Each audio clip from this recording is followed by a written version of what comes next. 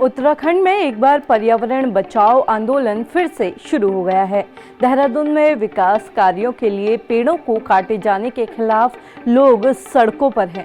तमाम सामाजिक कार्यकर्ता और संगठन देहरादून में पेड़ों को बचाने के लिए आवाज उठा रहे हैं। नमस्कार, मैं हूँ रक्षिता और आप देख रहे हैं खबर उत्तराखंड।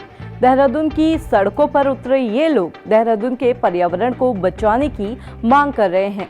सस्टेनेबल डेवलपमेंट की मांग करते हुए ये लोग कह रहे हैं कि पहाड़ों में विकास तो होना चाहिए, लेकिन हरियाली की कीमत पर नहीं। देहरादून जो कभी अपनी हरियाली और प्राकृतिक सौंदर्य के लिए फेमस था, आज यहाँ हरे भरे जंगल और कलकलाती बहती नदियाँ सिर्फ दीवारों की पेंटिंग्स पर ही बचे हुए हैं। राजधानी में विकास परियोजनाओं के नाम पर लगातार पेड़ों के कटान से यहाँ के हाल बद से बदतर होते जा रहे हैं। जहाँ कभी गर्मियों में भी एसी की जरूरत नहीं पड़ती थी, अब वहाँ मार्च की शुरुआत से ही एसी चलने लगे हैं। जहाँ की ताज़ी ठंडी हवा लेने लोग दूर दूर से आया करते थे, अब उस जगह पर AQI 200 से 300 पहुँच रहा है।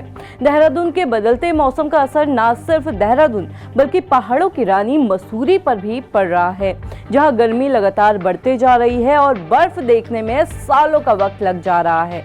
पर्यावरणविदों का कहना है कि राज्य बनने के बाद से अभी तक राजधानी देहरादून में 25,000 पेड़ काटे जा चुके हैं और अब मसूरी, ऋषिकेश, झाझरा में नई अतिरिक्त सड़कों के लिए लगभग 30,000 पेड़ों के कटान का प्रस्ताव है, जिसे लेकर अब राज्य में पर्यावरण बचाओ आंदोलन की शुरुआत हो गई है। पर आपको बता दें कि राजधानी देहरादून में पेड़ों की कटाई का ये पहला मामला नहीं है। इससे पहले भी देहरादून में हजारों पेड़ों को काटने का प्रस्ताव जारी हुआ था। सहस्त्रधारा रोड पर सड़क चौड़ी करने के नाम पर, कैनाल रोड में और खलंगा के जंगल पर भी अब खतरा मंडरा रहा है। इसके बाद अब 3 परियोजनाओं के लिए लगभग 28,000 पेड़ों के कटान की बात की जा रही है। लेकिन सवाल ये है कि जब रोड पहले से ही मौजूद है तो उसका विस्तार करने की जरूरत क्यों पड़ रही है? सिर्फ 10-15 मिनट बचाने के लिए इतने पेड़ों की बलि देना कहाँ तक जायज है? 30,000 पेड़ों का कटान वो आंकड़े हैं जो कागजों में दर्ज हैं, लेकिन हकीकत इससे भी कहीं ज्यादा भयानक है। न जाने कितने जंगल अवैध कटाई द्वारा हर साल उजाड़ दिए जाते हैं, जिनका तो कोई डेटा उपलब्ध ही नहीं हो पाता। प्रशासन की नाक के नीचे ये सिलसिला चलता रहता है, लेकिन कार्रवाई के नाम पर सिर्फ फाइलों में जांच और कागजी खानापूर्ति होती है। पेड़ों की कटाई के बाद अक्सर पौधारोपण को समाधान के रूप में प्रस्तुत किया जाता है। प्रशासन ये दावे करता है कि जितने पेड़ काटे जाते हैं उसकी भरपाई नए पौधे लगाकर की जाती है।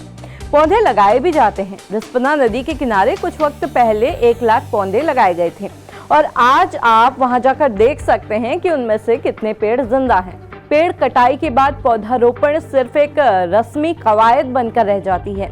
बिना किसी की देखभाल के ये नन्हे पौधे ज्यादा दिनों तक जिंदा नहीं रह पाते। और बात रही ट्री ट्रांसप्लांट की, तो इसे लेकर बातें तो कई होती हैं, लेकिन जब धरातल पर काम करने की बारी आती है तो क्या होता है ये हम सब जानते हैं। सवाल अब भी वही है कि क्या विकास का मतलब सिर्फ कंक्रीट के जंगल खड़े करना है?